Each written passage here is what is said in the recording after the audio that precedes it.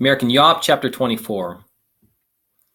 The global depression of the 1930s gave way to a global war in the 1940s, a war that would become the deadliest and most destructive in human history by a large margin. By 1931, nationalist forces in Europe and Japan had responded to the growing financial crisis, not just in the United States, but around the world, by toppling existing political leaders and replacing them with powerful, belligerent governments committed to nationalism and expansionism. On the eve of the Second European War, Roosevelt promised the United States would remain neutral in the face of Nazi saber rattling.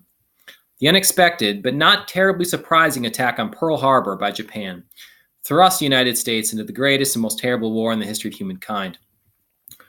World War II defines America in the 20th century. Its unprecedented government spending neutralized a decade of high unemployment. It encouraged the American people to accept an unprecedented level of government control over their everyday lives.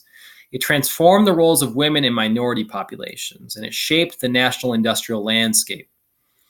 Above all else, World War II pushed the United States into a position of global leadership that it has maintained ever since. Armed with the world's greatest economy, the United States looked forward to the fruits of a prosperous consumer's economy after the war. Perhaps 80 million individuals lost their lives in World War II.